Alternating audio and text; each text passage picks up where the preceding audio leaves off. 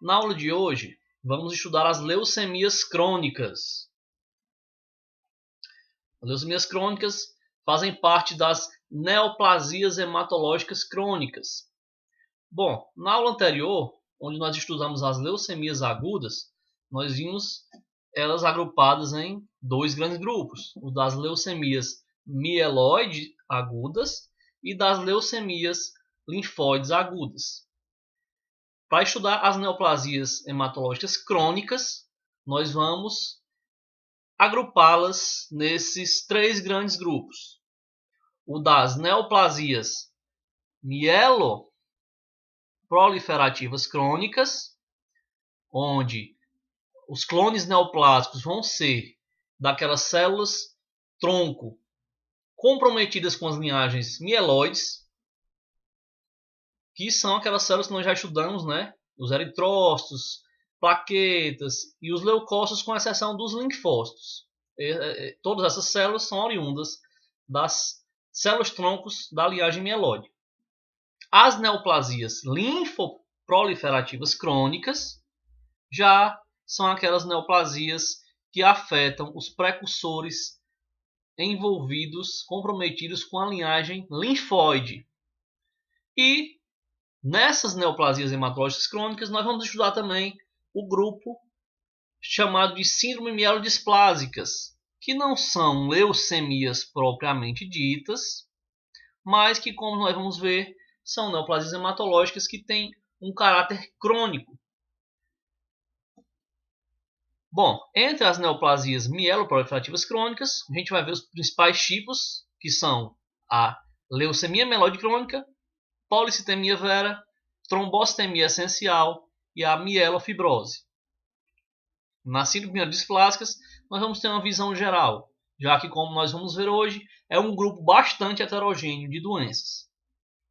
E nas neoplasias linfoproliferativas crônicas, vamos estudar os principais tipos, os tipos mais comuns, que são a leucemia linfocítica crônica, tricoleucemia e o mieloma múltiplo. Bom, pessoal, isso para resumir e falar um pouco sobre os principais tipos dentre essas neoplasias hematológicas de caráter crônico. Existem mais outras tantas doenças desse tipo de neoplasias, mas que ficam para um outro momento.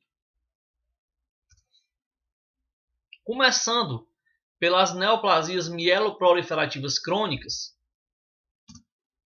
são desordens clonais da célula-tronco pluripotente que resultam em elevadas contagens de uma ou mais linhagens celulares mieloides. Essa é uma característica desse tipo de neoplasia, as neoplasias mieloproliferativas crônicas. A gente vai observar nos subtipos dessas doenças como o que marca essas doenças são contagens bastante elevadas dessas células de linhagens mieloides. Cursam usualmente com a medula óssea hipercelular, já que é uma doença mieloproliferativa. Com maturação celular, nós vamos ver que o que marca esse tipo de neoplasia crônica, em comparação com as agudas, é que nesse tipo de doença nós vamos ter maturação celular. Muitas vezes vai ter predomínio de células maduras, ao contrário do que nós vimos nas leucemias agudas, onde há o predomínio de blastos. E outra característica bastante marcante nesse tipo de doenças mieloproliferativas é a hepatoesplenomegalia dos pacientes. Bom, coloquei essa figura para relembrá-los da linhagem mieloide que dá origem aos neutrófilos segmentados. Nós temos a célula mais imatura de todas, que seria o blasto, tá? Sabidamente, por estarmos falando de linhagem mieloide, nós podemos usar o termo mieloblasto. Mas, de uma forma geral, nós não utilizamos as denominações mieloblasto ou linfoblasto para células desse tipo. Só pela característica morfológica, muitas vezes não dá para dizer se aquele blasto seria um mieloblasto ou um linfoblasto. Aqui, como nós estamos falando sabidamente de doenças mieloproliferativas, a gente vai poder usar esse termo. Mas só para relembrar, existe toda essa sequência maturativa, né? Onde nós vimos que o blasto é a célula mais imatura de todas. Em seguida vem o promielócito, o mielócito, o metamielócito, o neutrófilo bastonete e o neutrófilo segmentado. O curioso nesse tipo de doenças mieloproliferativas é que em alguns casos nós vamos poder encontrar no sangue periférico toda a linhagem, todas essas fases de maturação dessas células. O sangue periférico demonstra anemia em graus variados. Nós vamos ver que os pacientes podem ter, às vezes, anemias discretas. Nos casos mais avançados, essa anemia pode progredir um pouco mais, né? Mas eu estou falando isso em relação a quase todas as doenças mieloproliferativas, com exceção da policitemia vera. Vocês vão entender por quê quando estivermos estudando ela daqui a pouquinho, tá bom? No geral, essas mieloproliferativas crônicas elas vão ter anemia, ainda que discreta, com exceção desse subtipo aqui que nós vamos ver daqui a pouquinho. Bom, leucocitose em diferentes intensidades.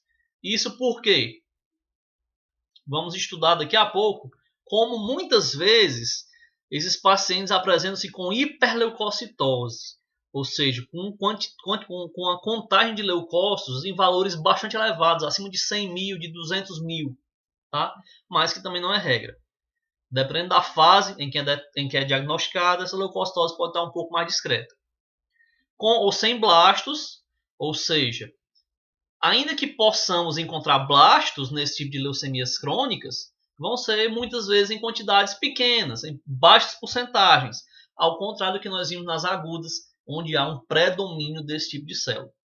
E chama atenção também para as neoplasias mieloproliferativas crônicas, que muitas vezes nós podemos encontrar aumento da contagem de basófilos e de eosinófilos no sangue periférico. Como nós vimos, os basófilos são aquelas células que geralmente estão na menor quantidade circulando no sangue periférico. Por isso, é um tipo de alteração que chama atenção para esses pacientes que, em alguns casos, nós podemos ter contagens elevadas de basófilos. Além disso, também podemos encontrar alterações quantitativas para mais e qualitativas nas plaquetas. Muitas vezes, por serem doenças mieloproliferativas, tanto vai aumentar leucócitos, como pode aumentar também a contagem de plaquetas. Bom, de uma forma geral, aumentos inexplicáveis de elementos da linhagem mieloide, ou seja, aumentos inexplicáveis da contagem de leucócitos, de plaquetas, alterações nas formas de hemácias de plaquetas associadas a um aumento do baço, esplenomegalia, são alterações sugestivas dessas neoplasias mieloproliferativas crônicas. Vamos começar estudando o tipo mais conhecido dentre essas doenças mieloproliferativas crônicas, que é a tão conhecida LMC, leucemia mieloide crônica. Bom, a LMC ela é mais comum em homens do que em mulheres e na faixa etária dos 20 a 50 anos. É uma doença que é conhecida por acometer adultos jovens, não é? E isso num certo pico, porque a gente vai ver também que pode ser que mais homens adultos com uma idade mais avançada, acima dos 60, 70 anos, também costumam ter. É uma faixa etária que também costuma ter um pico de incidência desse tipo de leucemia, a LMC. E ela representa 20% de todas as leucemias, ou seja, não é tão rara assim. Bom, o que caracteriza essa LMC é uma anormalidade citogenética específica presente em 99% dos casos de LMC, que é a chamada presença do cromossomo Filadélfia. O que acontece é o seguinte, nós temos cromossomos normais, cromossomo 9 e o 22. Na LMC, o que acontece é que há uma translocação, ou seja, há uma troca de uma parte do cromossomo 9 com uma parte do cromossomo 22, é a chamada translocação 9-22, que origina uma alteração anormal, gerando como produto uma proteína também anormal, chamada BCR-ABL,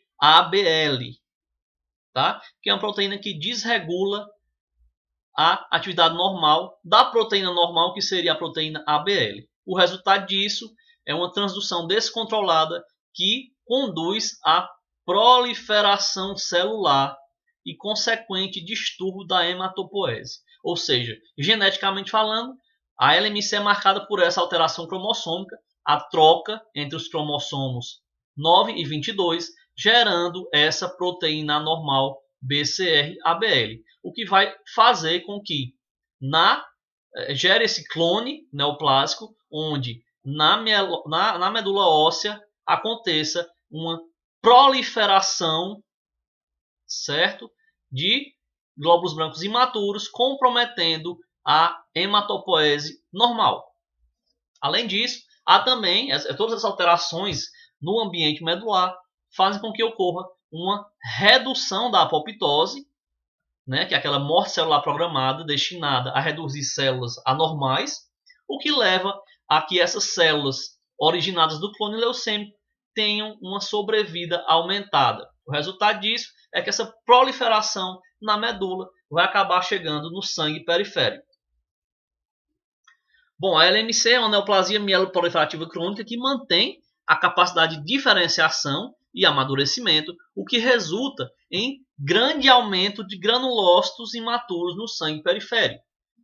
Uma das características principais de um paciente com LMC, a depender da sua fase de diagnóstico, é que ele vai ter muitas vezes uma hiperleucocitose, ou seja, contagens bastante elevadas na leucometria, marcada por células maduras, muitos neutrófilos segmentados e também muitos granulócitos imaturos, que são aquelas fases mais imaturas desse tipo de célula. Os mielócitos, metamielócitos, podendo chegar até a promielócitos e poucos blastos circulando.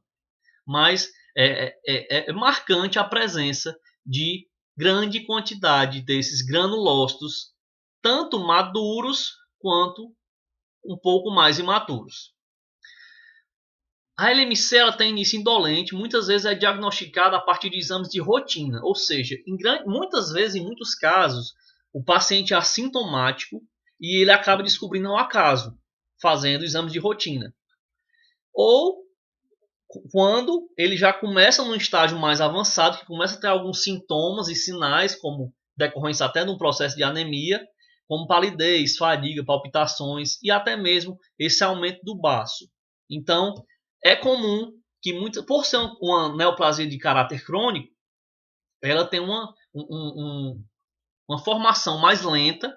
Com isso, esse tipo de paciente ele vai sofrendo esse processo de proliferação dessas células originadas do clone neoplásico, mas que por conter células maduras também, no início não sofre tanto com a questão de sinais e sintomas.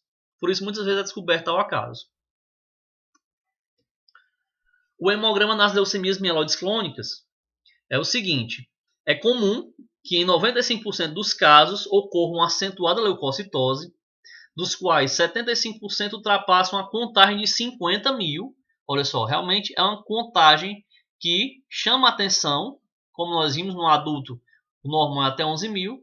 E olhem só, que em 45% dos casos, ou seja, metade dos casos praticamente, os pacientes são diagnosticados com uma contagem de mais de 100 mil leucócitos. Quer dizer, são contagens que realmente chamam a atenção. E mais uma vez eu repito, são hiperleucocitoses marcadas pela essa grande quantidade de neutrófilos segmentados e dos seus estádios mais imaturos, de granulócitos imaturos, metamielócitos, mielócitos, bastonetes.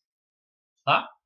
Geralmente a anemia é discreta, do tipo normocítica e normocrômica, e as plaquetas, geralmente, ao diagnóstico, estão em contagens normais ou elevadas. O que também já nos mostra uma diferença quando comparado às leucemias agudas, onde, ao diagnóstico, a maioria dos pacientes apresentam plaquetopenia, baixa na contagem de plaquetas. Aqui, para as leucemias mieloides crônicas, é mais comum que, ao diagnóstico, o paciente tenha contagem aumentada de plaquetas. Mais uma vez, reforçando, é uma doença mieloproliferativa. Então, o que vai acontecer é a proliferação de células de origem mieloide. Por isso, a alta contagem de leucócitos, alta contagem de plaquetas. E aqui para chamar mais uma vez a atenção de vocês, olha só. Normalmente é assim que se apresenta o hemograma do paciente com LMC. Muitos leucócitos, contagem de leucometria exagerada, onde muitos neutrófilos segmentados, muitos metamielócitos, muitos mielócitos, muitos bastonetes também e, por vezes, olha só, pacientes que apresentam elevação da contagem dos basófilos. Bom, a leucemia mieloide crônica ela possui 3 fases bem características. Normalmente, quando a doença é descoberta mais tardiamente, em estágios mais avançados, é natural que o paciente passe por essas fases. Mas hoje em dia, diante do avanço, tanto da questão do diagnóstico como do tratamento, muitas vezes o paciente nem chega a ultrapassar de uma fase para outra. Isso muito em conta por parte do sucesso no tratamento desse tipo de leucemia. Tá? Mas, de uma forma geral e para explicar como seriam essas fases é o seguinte: a maioria dos pacientes é detectado ainda na fase crônica, tá? São pacientes que são assintomáticos, mas que ao realizarem exames até de rotina, vai acontecer aquilo ali que eu mostrei para vocês, um hemograma onde, apesar de assintomático, o paciente vai ter contagens elevadíssimas de leucócitos, com presença marcada desses segmentados, bastões, metamielócitos, mielócitos, podendo chegar para o mielócitos, ablastos, né? Muitas vezes com contagem de plaquetas também aumentadas, mas a maioria dos pacientes não está detectados ainda na fase crônica, que é quando são assintomáticos, geralmente, e geralmente os granulócitos são encontrados em maior parte na forma madura ainda, ou seja, a maioria seria de segmentados. Também é característico dessa fase crônica que a contagem das células mais imaturas, ou seja, os blastos e plomielócitos, somados eles não ultrapassam 10% do total de células. Em alguns casos, o paciente já pode ser diagnosticado numa fase mais avançada, que seria a fase acelerada.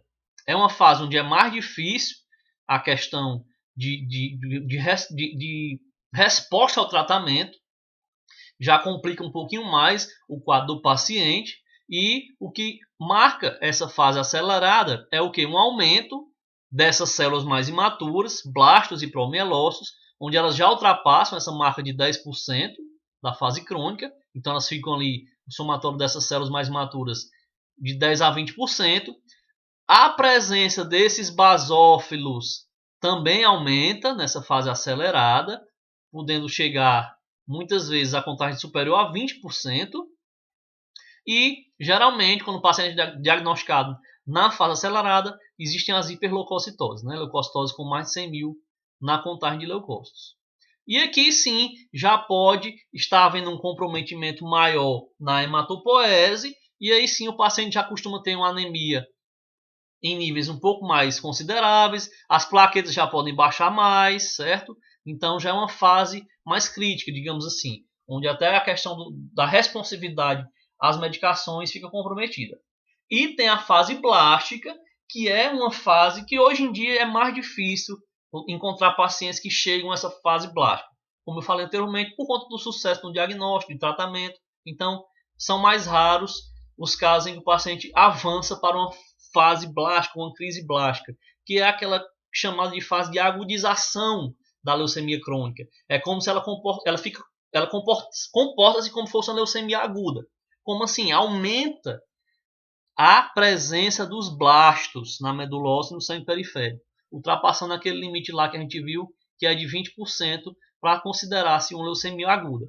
Muitas vezes a basofilia também acentua-se, ou seja, chega a contagens muito altas e elevadas de basófilos, e nessa fase, já é uma fase mais crítica, o paciente já sofre mais com episódios de hemorragias, de anemia, ou seja, ela realmente comporta-se como uma leucemia aguda, mais agressiva, né? a infiltração extramedular é comum e costuma ser a fase final de evolução do LMC, a fase mais crítica de um paciente de LMC, e muitas vezes tem uma alta incidência de mortalidade. Mais uma vez, diante do sucesso de diagnóstico mais precoce, tratamento, hoje em dia é mais difícil o paciente chegar à fase blástica. A não ser naqueles casos realmente que é descoberto numa fase mais avançada, ou por questões genéticas, até o paciente tem um pior prognóstico, tá ok? Bom, aqui eu botei para ilustrar para vocês um comparativo de hemogramas de paciente com LMC. Vejam só, olha aqui, esse quadro aqui da esquerda é o hemograma na fase inicial, na fase incipiente.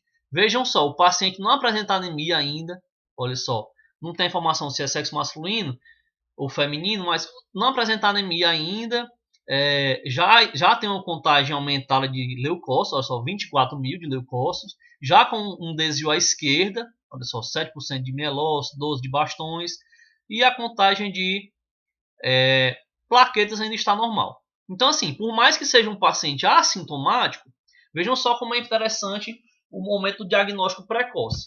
Um hemograma desse, se um paciente estivesse suspeitando de uma infecção, estaria compatível, porque tem leucocitose, tem desvio à esquerda.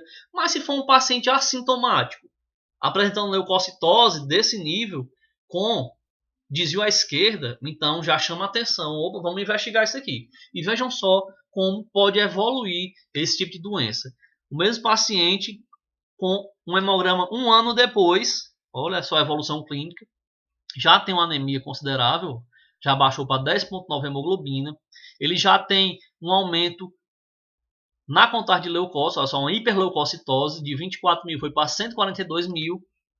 Olha só, na contagem diferencial desse paciente, olha só, ele tem todas as etapas na sequência maturativa, olha só, blasto, promielócito, muitos mielócitos, metamielócito, muitos bastonetes, muitos neutrófilos segmentados, né, é o predomínio de células maduras, e também tem aqui um aumentozinho na contagem de basófilos, além do aumento da contagem de plaquetas. Esse aqui é considerado um hemograma clássico, bastante característico do paciente com LMC, onde ele vai ter uma anemia muitas vezes discreta, uma hiperleucocitose com presença de todas as células da linhagem maturativa, com desvio à esquerda não escalonado. Vejam só que ele não segue aquela sequenciazinha, aquela escadinha, ele tem um pico nessa porção mais imatura dos mielócitos, quando comparado à sua fase posterior de metamielócitos, e contagem de plaquetas aumentadas.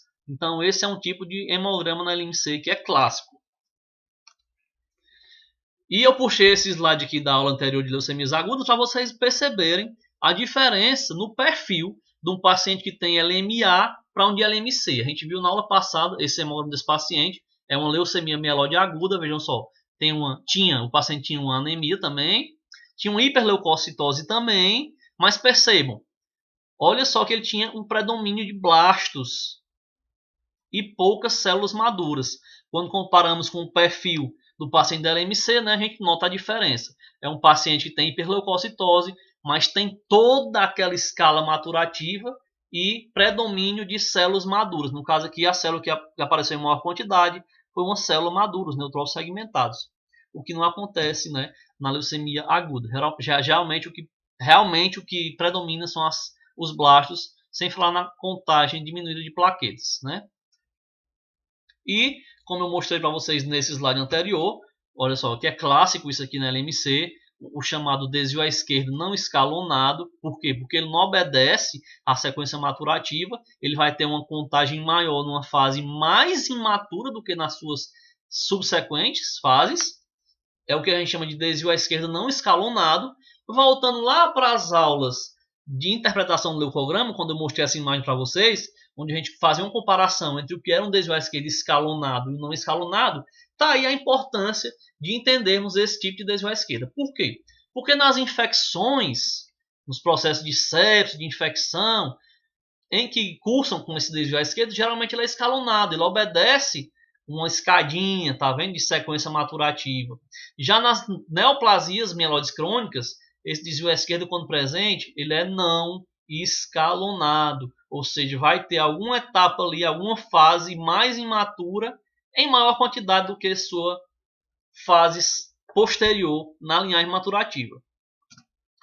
Puxando um pouquinho esse slide da aula lá de interpretação do leucograma, onde a gente falou sobre reação leucemode, naquela aula eu falei para vocês que é importante, quando o paciente aparecer com esse quadro de leucocitose chamativo, né, muitas vezes com contagem de leucócito acima de 50 mil, é importante considerar a clínica. Por quê? Porque você tem um paciente ali que está com febre, que está, de repente, sei lá, com uma crise intestinal ou de garganta, enfim, qualquer processo que remeta a uma infecção e tiver uma leucocitose, é característico de uma resposta a essa infecção, digamos assim, onde muitas vezes vai ocorrer esse desvio à esquerda escalonado. Agora, se o paciente é assintomático e apresenta uma hiperleucocitose, aí sim é o caso de se pensar em uma doença mieloproliferativa crônica, justamente por conta disso. Muitas vezes o paciente de leucemia mieloide crônica, por exemplo, ele na fase inicial ele é assintomático, mas ele já tem ali contagens elevadas de leucócitos, de granulócitos imaturos, tá certo? Então, por isso a importância de a gente ter em mente quando eu vou desconfiar de uma reação leucemode, ou seja, de uma reação a um processo infeccioso, a uma sepse, e quando eu vou pensar numa doença mieloproliferativa crônica. E eu fiz esse quadrozinho aqui para vocês perceberem essa diferença. Nas reações leucemodes, o baço não apresenta essas alterações. Já na LMC, a gente viu que é muito comum os quadros de esplenomegalia. Outra diferença é que nessas reações leucemodes, a infecções, a quadros de sepsis, os eosinófilos e basófilos estão diminuídos. Só um momento, deixa eu localizar aqui. Já nas LMC, a gente viu que tem casos em que a contagem de eosinófilos e basófilos está elevadas. Como nós vimos, nas reações leucemodes, o desvio à esquerda é escalonado. Tem aquela sequênciazinha, uma escadinha entre bastões, metamielose, mielose. Já na LMC, ela é não escalonado. E alterações na morfologia também são importantes, onde a gente viu que nas reações leucemodes, ou seja, aquelas reações de leucocitose frente a uma infecção, a gente vai ter aquelas alterações no leucócitos, granulações grosseiras, váculos citoplasmáticos, o que não vai marcar os neutrófilos na LMC. Além disso, né, a presença dessas células mais imaturas, blastos e promielócitos, onde nas reações leucemoides são geralmente ausentes ou em pequena quantidade, e nas LMCs elas já apresentam em um número já significativo. Além disso, a questão dos eritroblastos. Lembrem-se, eritroblasto não é para estar circulando em sangue periférico. Então, nas reações leucemóides, nós não vamos encontrar eritroblastos, o que frequentemente ocorre na leucemia mieloide crônica. Então, eu fiz questão de puxar esse assunto das aulas anteriores, porque para mostrar essa diferença, né, que muitas vezes, em algumas situações, você pode se deparar com um hemograma de um paciente com hiperleucocitose, e aí você tem que raciocinar até aquele raciocínio clínico. Esse paciente tem clínica para isso, ele tem uma infecção, ele tem um processo que pode estar levando a essa elevação na contagem dos leucócitos, ou não. Isso é um processo clonal. Se é um paciente assintomático que está apresentando de repente uma hiperleucocitose com presença aumentada de basófilos, eosinófilos, um desvio à esquerda não escalonado, presença às vezes de blasto e promielócitos, eritroblasto no sangue periférico, então essas características do hemograma chamam bastante atenção para uma possível leucemia mieloide crônica.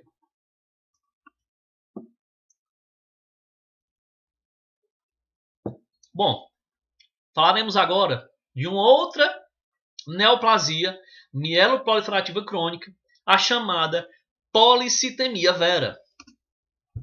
A policitemia vera é uma neoplasia mieloproliferativa crônica que acomete as células neoplásicas. Elas são aquelas que acometem os precursores eritroblásticos. Como nós vimos, os eritroblastos são as células que dão origem aos eritrócitos, né, as hemácias. A consequência dessa mutação nessas células tronco que dão origem às hemácias é que, como é uma doença mieloproliferativa, esse elevado poder proliferativo vai resultar em eritrocitose, ou seja, aumento na contagem dos eritrócitos, das hemácias.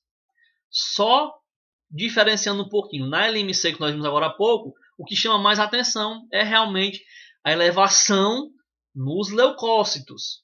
Já na polissemia vera, apesar de poder aumentar também um pouquinho a contagem de leucócitos, o que vai chamar a atenção de fato é a exagerada quantidade de eritrócitos. Tá? Ela é caracterizada pelo aumento da massa eritróide circulante e dos valores hematimétricos, olha só, sem aumento dos níveis de eritropoetina. Como nós vimos, a eritropoetina é o hormônio que estimula a eritropoese, ou seja, que estimula a produção de hemácias.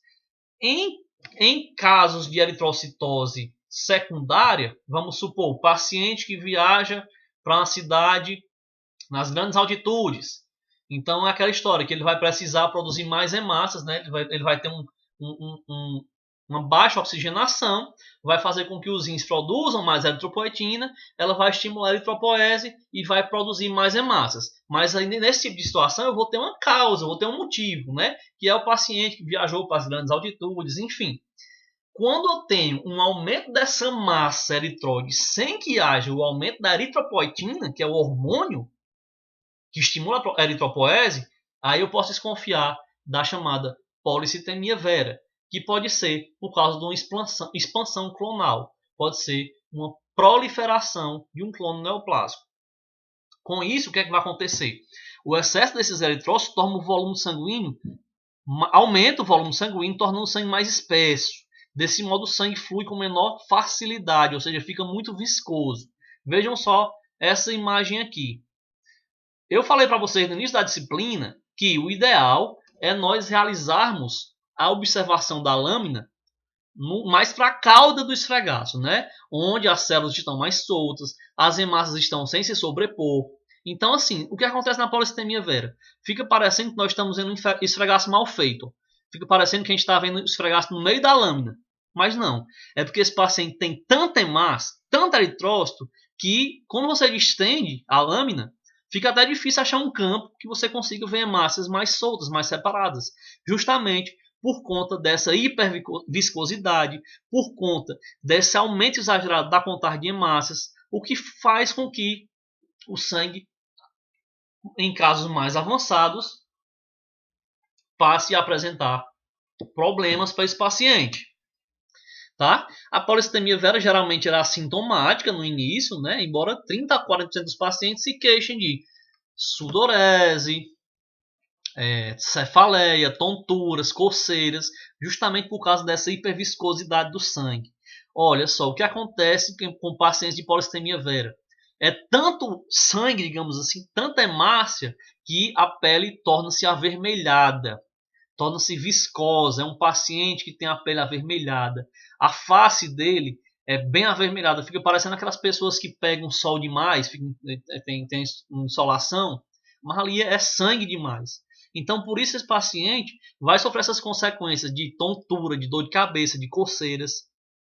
E o problema é, quando esses pacientes não são detectados, diagnosticados precocemente, eles vão poder ter um aumento na incidência de tromboses, de acidente vascular encefálico, de infarto, de trombose venosa profunda, justamente por causa dessa hiperviscosidade no seu sangue. Vejam só como se comporta um hemograma na policitemia vera. O que chama mais atenção, dentre tudo, é a evidente eritrocitose. Vejam só, nós vimos que num adulto normal, a contagem de hemácias, né, de eritrócitos fica ali, 4 milhões, 5 milhões, nessa faixa aí. Veja só o que acontece no paciente com polissemia vera. Vai a 7 milhões, 8 milhões. A hemoglobina, que nós vimos ali, que seja homem, seja mulher, fica naquela faixa ali de 13 de hemoglobina, 3, às vezes 14, 15, quando no homem. Olha como é que vai a hemoglobina desse paciente, 19.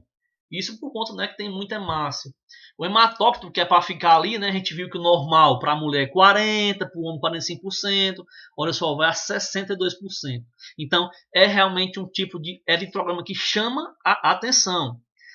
A leucocitose geralmente é leve, olha só, geralmente quando tem a leucocitose é leve, que geralmente não ultrapassa 20 mil. No caso aqui de exemplo nós temos 14 mil. Contagem de plaquetas também normal ou aumentada. Lembre-se, é uma doença mieloproliferativa, então é normal que os demais elementos da linhagem mieloide também tenham um aumento nas suas contagens. E como exames complementares, nós vamos ter principalmente 95% dos pacientes com polissemia vérica tem que ser investigado essa mutação genética aqui, a pesquisa do JAK2, porque é a mutação que ocasiona esse tipo de doença. 95% dos pacientes têm essa mutação JAK2. Então é importante também avaliar a medula óssea, né, para ver a hiperproliferação dessas linhagens eritróides. E também é importante ver a dosagem do hormônio eritropoetina, né, para descartar. Como eu falei, são doenças clonais, onde o que acontece é uma proliferação do clone neoplásico e não um estímulo por parte do hormônio que estimula a eritropoese. Aqui para ilustrar para vocês um caso da nossa rotina de um paciente que chegou ao laboratório com a suspeita de alergia, né, estava apresentando coceiras e tudo, e ao me deparar com o hemograma dele, vejam só, era um paciente de sexo masculino, 47 anos, tive aquele susto, né, ao ver a quantidade de hemácias que aquele paciente apresentava. Olha só, mais de 8 milhões de hemácias. Lembrando, mais uma vez, geralmente o normal é ficar ali entre 4 milhões e meio, 5 milhões, 5 milhões e meio. Vejam só, saltou para 8 milhões. Olha só a hemoglobina desse paciente, 23,8. Olha só, hematócrito, 73. Então, era um paciente que foi encaminhado para o hematologista e foi diagnosticado, sim, com polissemia vera. E era um caso clássico, assim, porque ele apresentava essa pele bastante avermelhada, parecia que tinha uma insolação, e reclamava de tontura, dor de cabeça, coceira. Ele realmente achava que, que o seu problema era alergia, quando na verdade tratava-se dessa neoplasia mieloproliferativa, né, a policitemia vera.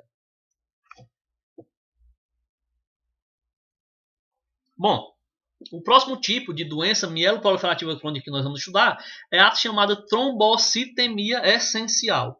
Olha só, nós já vimos a doença que afeta principalmente os leucócitos, né, a LMC, aqui afeta principalmente os eritrócitos, né, a policitemia vera, e chegou a vez de nós falarmos da doença que afeta principalmente a produção de plaquetas, porque a trombocitemia essencial é um distúrbio mieloproliferativo crônico caracterizado pela proliferação de megacariócitos na medula óssea. Nós vimos que são as células precursoras que dão origem às plaquetas, né, na medula óssea.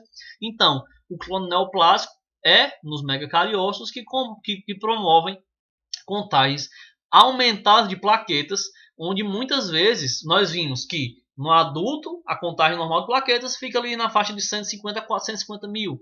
Muitas vezes esses pacientes apresentam contagens bastante elevadas, de 800 mil, 1 milhão, podendo às vezes chegar a 2 milhões ou mais de plaquetas. É o caso desse paciente aqui. Esse paciente aqui ele tinha mais de 2 milhões de plaquetas. Vejam só o tanto de plaquetas só nesse campo aqui. Normalmente, quando você pega um campo desse, você vai ter um pouquinho de plaquetas. Você vai ter ali umas 2, 3 plaquetas em condições normais. Olha só a quantidade de plaquetas. E olha só a diferença nas plaquetas em tamanho, em morfologia, em aspecto. Uma verdadeira variedade na apresentação dessas plaquetas. É uma doença rara que apresenta idade média de diagnóstico entre 50 e 60 anos. E, além desse hemograma, que chama bastante atenção essa plaquetose, deve ser confirmada com outros exames complementares também, né? Mielograma, biópsia de medula óssea, citogenética, e também a fim de evitar esses exames complementares, a fim de evitar que não seja um aumento reacional. Clinicamente, esse paciente pode apresentar perda de peso, distretanemia, febre, sudorese, plenomegalia. Isso porque, né, como é uma doença mieloproliferativa, vai chegar a um ponto em que ela vai comprometer a hematopoese. Enfim, apesar de haver uma proliferação nesse tipo de linhagem, vai acabar, em casos mais avançados, comprometendo as outras linhagens, né? Embora 50% dos pacientes sejam assintomáticos ao diagnóstico, olha só, a primeira suspeita ocorre quando observada acentuada plaquetose em hemogramas de rotina. Normalmente o paciente está fazendo lá exame de rotina e ao se deparar com plaquetoses que chamam a atenção, 700 mil, 800 mil, 900 mil, onde vai ter que ser investigado. É o que eu falei para vocês. Normalmente, em infecções, por exemplo, em processos inflamatórios, podem ter um aumento na contagem de plaquetas, aumento transitórios, mas que ficam ali, né, pessoal? 500 mil, 500 e poucos mil. Quando esse aumento já é significativo, vai para 700, 800, 900, aí já tem que abrir o olho e fazer uma investigação, né? Mais uma vez, deve-se excluir plaquetoses reacionais ou mesmo outras doenças mieloproliferativas. É assim, gente. Nós estamos assim separando bonitinho para ficar mais didático, tá? Então, por isso que eu estou falando. Leucemia mieloide crônica, os pacientes têm grande contagem de leucócitos. Aí na polistemia, grande contagem de eritrócitos. Na trombocitemia, grande contagem de plaquetas. Mas, detalhe, são doenças mieloproliferativas crônicas. Então, muitas vezes os pacientes são assintomáticos e muitas vezes estão numa etapa ali que não dá para você saber o que é que vai ser aquilo. Realmente precisa ou ter uma alteração bastante chamativa ou vai ter que ser feita toda uma investigação para chegar e fechar o diagnóstico dentre qual doença mieloproliferativa crônica seria aquele hemograma alterado. Olha só, no esfregaço do paciente com trombocitemia essencial, observa-se plaquetose, com evidente alteração de tamanho e estrutura das plaquetas, além do surgimento de macroplaquetas e plaquetas gigantes. Vejam só, é um hemograma que realmente chama a nossa atenção.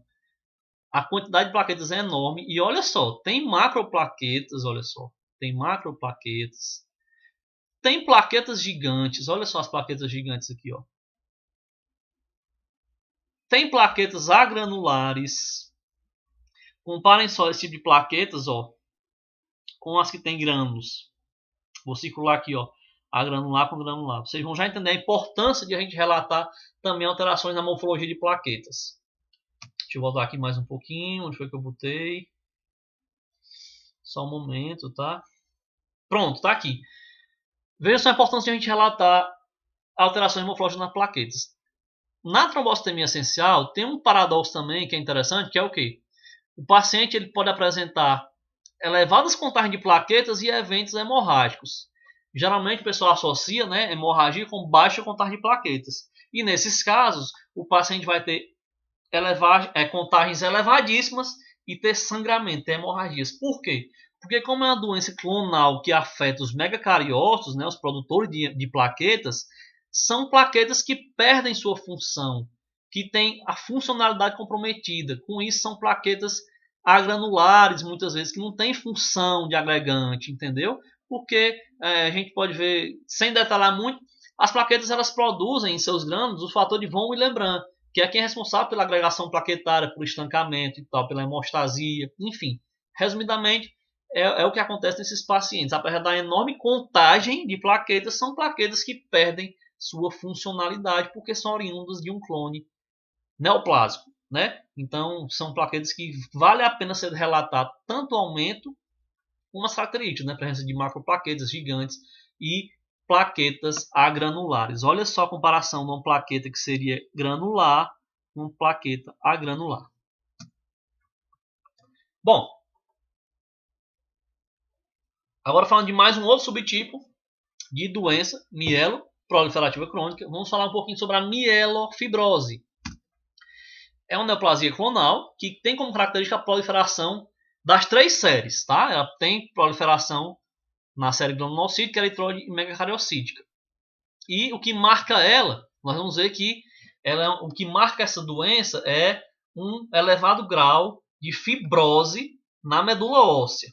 Daí o seu nome, mielofibrose. Como vai ocorrer uma fibrose na medula óssea, ou seja, uma anormalidade no tecido da medula, vai comprometer a produção celular. Então, são pacientes que podem sofrer de pancitopenia, são pacientes que podem sofrer na produção da hematopoese e que, para isso, vai ocorrer esta hematopoese extramedular, ou seja, vai ocorrer formação de células fora da medula, no baço, por exemplo, e com isso vai levar à presença de anormalidades em eritrócitos, por exemplo. Os dacriócitos são presença marcante na mielofibrose, que são as hemácias em forma de lágrimas, tá? Aquele aqui, ó, dacriócito. É uma presença que chama a atenção nas mielofibroses. Além disso, Chama também a atenção a presença da morfologia leucoeritroblástica, ou seja, leucócitos imaturos e eritroblastos no sangue periférico. São presenças marcantes nesse tipo de doença. A gente vai encontrar basófilos também aumentados, vai encontrar eritroblastos circulando, vai encontrar blastos, olha aqui um blasto aqui, embora em pequena quantidade, mas vai estar presente, e essas células em forma de lágrima. Isso porque elas são formadas no processo de produção de hematopoese extramedular, hematopoese no baço. Aí acaba que na hora da produção, quando a célula, a hemácia vai passando nos sinusoides ali do baço, ela estica um pouquinho e fica com esse afilamento aí na sua membrana, formando essa forma de lágrima, essa gota, né? Então, a mielofibrose, né, é um tipo de doença mieloproliferativa que também tem que ser investigado. É a mutação genética dela, que pode ser JAK2, JAK1, onde vai acometer a hematopoese desses pacientes. São pacientes que apresentam, como eu falei, comprometimento do tecido da medula óssea, né, fibrose medular, vai apresentar esplenomegalia, vai sofrer com anemia e sintomas bem característicos, como por exemplo dores ósseas, fraqueza, cansaço, perda de peso, tá bom? Isso é o que acontece muitas vezes na mielofibrose. E chama a atenção também que o quê? A hepatosplenomegalia, justamente por conta dessa hematopoese extramedular também, é desproporcional à leucometria no máximo moderado. Ou seja, é um paciente, ao contrário da LMC, que vai ter hepatosplenomegalia, mas vai ter contagens absurdas, às vezes, de leucócitos, na mielofibrose vai ser desproporcional esse aumento de baço com a contagem encontrada na leucometria. Então, assim como as outras doenças mieloproliferativas, deve ser feito também um diagnóstico de exclusão, excluir que essa fibrose na medula seja secundária a outras condições, como por exemplo infecções, doenças autoimunes, inflamação crônica, enfim, deve-se fazer uma investigação até que se chegue ao diagnóstico de mielofibrose. Tá bom? E o que vai marcar o hemograma desse paciente de mielofibrose às vezes, a anemia, né, que pode variar também bastante, onde você pode ter anemias mais consideráveis e anemia discreta. E, mais uma vez, chama a atenção a presença de eritroblastos, dessas hemácias em lágrimas, dacriócitos. Geralmente, a leucocitose, quando tem, também não chega a ser tanta, geralmente abaixo de 30 mil, mas que chama a atenção a presença de granulomas imaturos, de blastos, muitas vezes basofilia, e as plaquetas geralmente estão um pouco elevadas, onde também pode ocorrer a presença de plaquetas gigantes. Olha só, mais uma imagem aqui de paciente com mielofibrose. Chama a atenção, geralmente, a gente costuma encontrar esses campos com elementos que num hemograma normal não estariam ali presentes. Olha só, no mesmo campo, um blasto, um basófilo e um dacriócito. Outro dacriócito aqui. Então, quando você vê um campo assim, já chama a sua atenção. Não são elementos normais no sangue periférico. Bastava ter aqui mais um eritroblasto para fechar assim, essa presença desses 4 tipos que marcam a mielofibrose. Bom, agora vamos falar sobre as chamadas síndrome mielodisplásicas, que não são leucemias propriamente ditas, mas que são neoplasias hematológicas que marcam um conjunto de doenças, são um conjunto de tipos diferentes de apresentações clínicas que vamos começar a falar um pouquinho agora. O que acontece na síndrome mielodisplasica? Acontece também uma mutação na medula óssea que gera um clone, né, um clone neoplásico, onde esse clone vai proliferar, vai levar a uma deficiência medular e a consequência disso é o quê? Uma hematopoese ineficaz.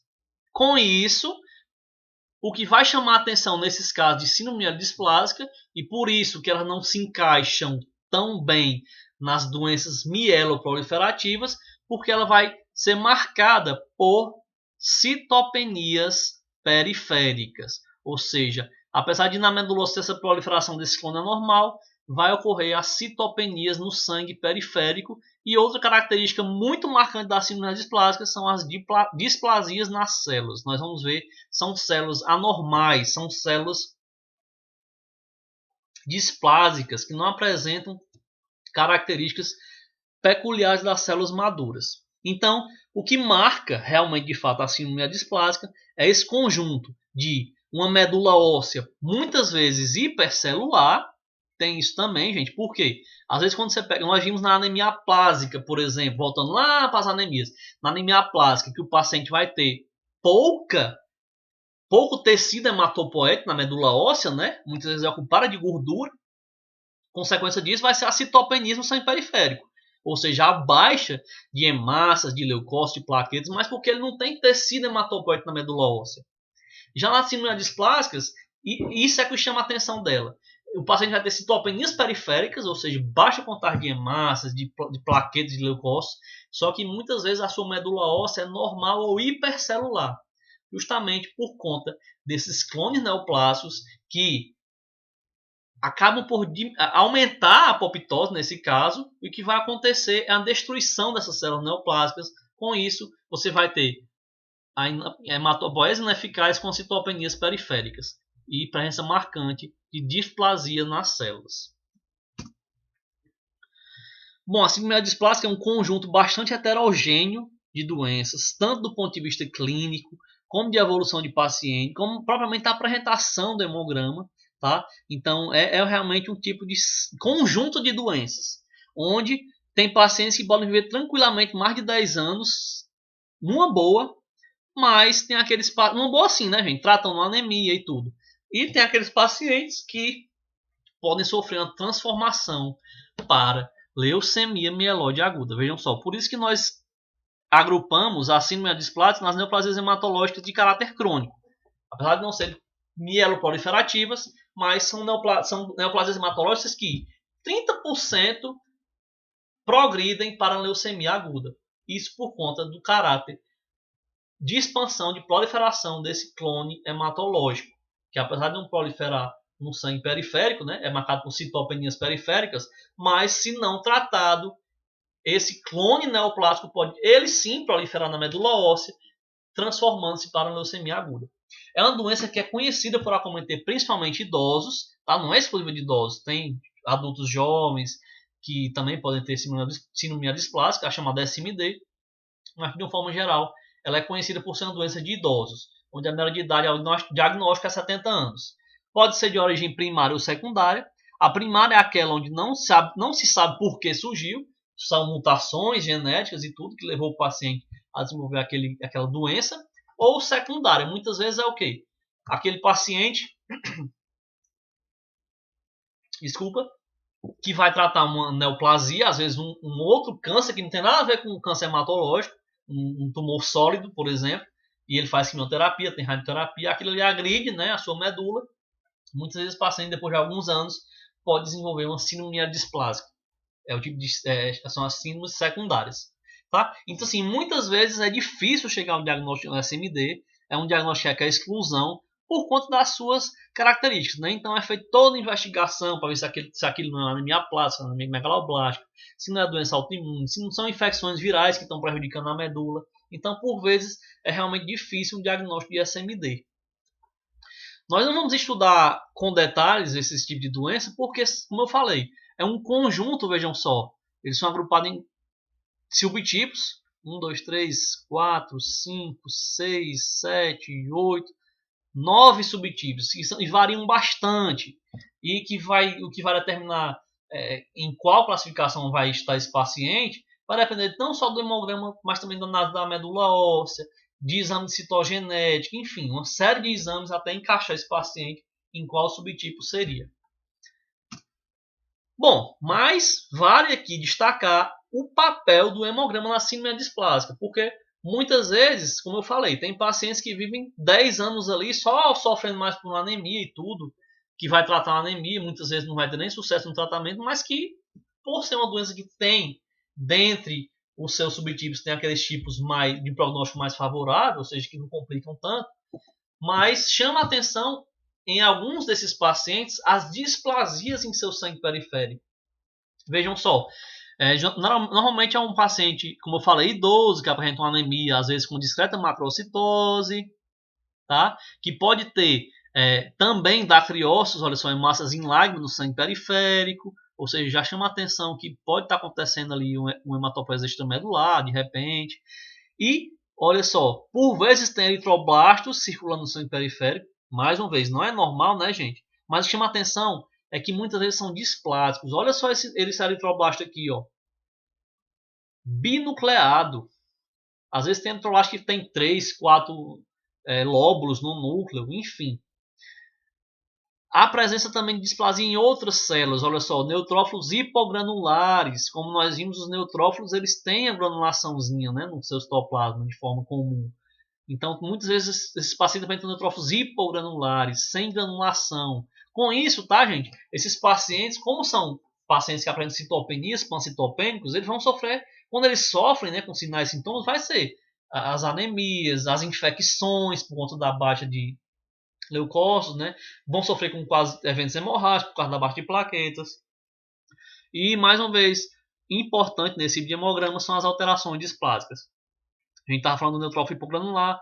Tem os neutrófilos hipossegmentados, como nós vimos. Os neutrófilos eles apresentam ali lóbulos de 2 a 5 lóbulos, mas no normal é para o leucócito estar com aquela lobulação de 3, 4 lóbulos na maioria das vezes. Em alguns casos, a SMD, o paciente tem hipogranulação, hipolobulação, tá aqui, hipossegmentação. Muitas vezes tem monócitos displásicos, olha só, monócito que apresenta uma sincronia de maturação entre o núcleo e o citoplasma, são monócitos que ficam com segmentação bizarra. Como nós vimos, né, na maioria das vezes, o monócito é aquela célula que vai ter o seu núcleo assim reniforme, né, e tal. E olha só a lobulação, a segmentação bizarra que pode chegar a ter esses monócitos. Olha só uma comparação aqui desse monócito displásico. Fica parecendo um segmentado, né? Ó, um é um segmentado normal. Olha só o monócito displásico. A gente viu que no comum não é para o núcleo do monócito ser assim, né?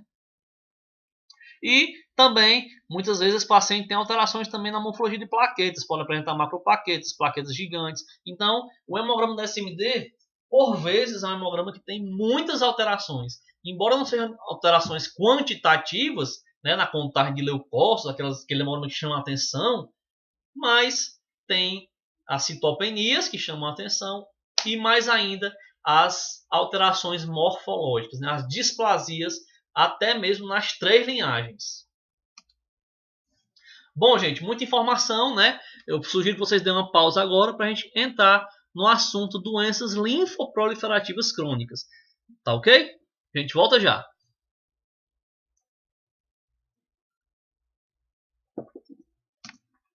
Bom, até agora nós falamos nas neoplasias que têm origem em clones neoplásicos comprometidos com a linhagem mieloide. Tanto é que vocês viram que a gente falou bastante em proliferação de eritrócitos, leucócitos, plaquetas. Agora vamos falar naquelas que têm origem num clone neoplásico comprometido com a linhagem linfóide. Tá? É um grupo também bastante heterogêneo, onde esse acúmulo de linfócitos que são clonais, aparentemente maduros, a gente vai ver que é marcado nesse tipo de doença linfoproliferativa crônica a presença de linfócitos maduros, mas que são, mais uma vez, clonais e que têm uma vantagem proliferativa em relação aos linfócitos ditos normais. Ok? O que é que vai acontecer? Isso vai se traduzir no acúmulo progressivo de células clonais e seus produtos, causando, olha só, linfocitoses no sangue periférico, tá? E muitas vezes pode acontecer até mesmo células linfóides infiltradas em outros tecidos, por exemplo, linfadenopatias, esplenomegalia. Enfim, o que chama atenção nesse tipo de doença é realmente a presença marcante de células linfóides maduras, né, porque são crônicas, são doenças crônicas, então fica marcada a presença de células maduras, mas, mais uma vez, são células clonais. Não seriam células normais. Bom, vamos iniciar falando pelo tipo mais comum dentre essas neoplasias linfoproliferativas crônicas, que é a LLC, leucemia linfocítica crônica. É o tipo de leucemia mais frequente, que acomete principalmente idosos, tá? Que é marcada pelo acúmulo progressivo desses linfócitos maduros, mas que, embora sejam maduros, são clonais, mais uma vez, né? Sofreram um processo de carcinogênese na medula óssea. Muitas vezes o paciente é diagnosticado em fase assintomática. Olha só como se parece assim o processo do paciente que descobre uma leucemia mieloide crônica, um LMC. No caso aqui é LLC, mas muitas vezes o paciente é assintomático e descobre um hemograma de rotina. Tá? Em alguns casos, quando está avançando mais, aí vai ser aquela história de o paciente ter um comprometimento da hematopoese, acaba tendo sintomas relacionados à anemia, a baixa dos leucócitos de defesa, né, e tal, perda de peso. E nos estágios mais tardios, mais avançados, aí vai ter, sim, esplenomegalia, hepatosplenomegalia. Tá ok? Pessoal, o que chama a atenção no hemograma desses pacientes com LLC é o seguinte. Vocês lembram que a gente falou, né, no início que no paciente adulto o normal é o predomínio de neutrófilos e nas crianças, né, na infância, o predomínio de linfócitos. Olha o que acontece nesses idosos. O que vai acontecer são linfocitoses, um aumento por vezes exagerado da contagem de linfócitos. Tá ok? Então, você vai pegar ali um hemograma de um idoso e vai estranhar, porque bicho, tanto um linfócito é esse, e às vezes a leucocitose chega a atingir níveis bem altos.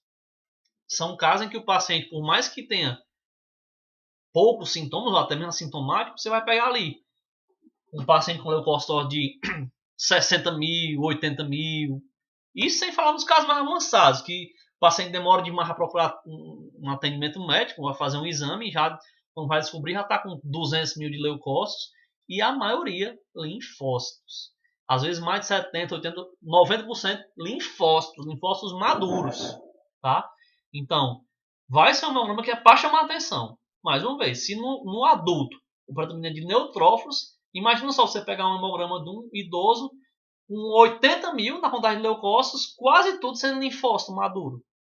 Então, realmente é um hemograma que chama a atenção. E tem algumas particularidades, por exemplo, como nós vimos, são células que, apesar de maduras, são clonais, são neoplásicas. Com isso, elas não vão sofrer apoptose, vão envelhecer e vão, por conta disso, ter uma fragilidade celular. Aí o que é que acontece? No momento que você vai preparar o esfregaço, lá vai distender a lâmina, como essas células são frágeis, deixa eu localizar aqui o apontador, elas se rompem, olha só. Isso aqui são células amassadas, ó. Quando você vai distender, era para ser tudo linfócito nessa imagem, tá? Mas tem umas células que são tão velhas que elas ficam amassadas quando você prepara a lâmina. É a chamada sombra de Gumprecht, ou mancha de Gumprecht, ou simplesmente restos celulares, tá ok? São presentes desse tipo de célula aqui, marca a LLC. Mais uma vez aqui o hemograma é aquele hemograma que o paciente, por vezes, apesar de assintomático, muitas vezes idoso com mais de 60 anos, vai ter uma contagem de leucócitos bem elevada, onde a maioria mesmo, 80%, vai ser de linfócitos maduros. Bom, um outro tipo de doença linfoproliferativa crônica é a chamada tricoleucemia. Ela é uma leucemia também de mais indolente, que realmente o paciente muitas vezes é assintomático. É mais rara, tá? Que a faixa etária que surge também é a partir dos 60 anos de idade, mas o que marca essa neoplasia é a presença dessas células aqui, ó. São as chamadas células cabeludas. Olha só. Ou as head cell. São células que a morfologia apresenta projeções citoplasmáticas semelhantes a fios de cabelo. Olha só. São chamados tricoleucócitos. É um tipo de alteração no hemograma que, se vista, se observado, tem que ser relatado, porque pode chamar atenção para esse tipo de leucemia. Tá? São células que apresentam, geralmente são bem maiores que os linfócitos e apresentam essa peculiaridade. São as chamadas células cabeludas. Daí o nome tricoleucemia. Mais uma vez, geralmente os pacientes são assintomáticos quando vêm apresentar sintomas. É em decorrência, né, da proliferação desse tipo de célula clonal, que vai ocasionar pancitopenia, e aí quando vai um estágio mais avançado, é que o paciente vai começar a sofrer com aquelas características, né, aqueles sintomas de leucemias. Perda de peso, fraqueza, cansaço, enfim. Além dessas células marcantes, da presença marcante dessas células cabeludas, também chama atenção, muitas vezes, a contagem muito baixa ou até zerada de monócitos. Tá ok? E também falando um pouquinho rapidamente sobre esse tipo de doença linfoproliferativa crônica, o mieloma múltiplo é uma doença das células plasmáticas. Só relembrando um pouquinho que os plasmócitos são os linfócitos que foram para os tecidos, né? São as células produtoras de anticorpos, de imunoglobulinas propriamente ditas, são os plasmócitos. Quando esses sofrem mutações, sofrem processo de carcinogênese, eles dão origem às doenças plasmáticas. Dentre elas, a mais comum é o mieloma múltiplo, que ocorre mais frequência em homens do que em mulheres. Também é uma doença que acomete pessoas por volta dos 60 anos. Representa 1% de todo tipo de câncer e cerca de 10% das doenças hematológicas. Ou seja, é até comum esse tipo de doença, mieloma múltiplo. Né? A célula neoplásica dessa doença é o plasmócito, como eu falei. São células que se localizam na medula óssea, onde o crescimento desordenado dessas células, desses plasmócitos, leva à substituição medular por essas células que são neoplásicas e vão comprometer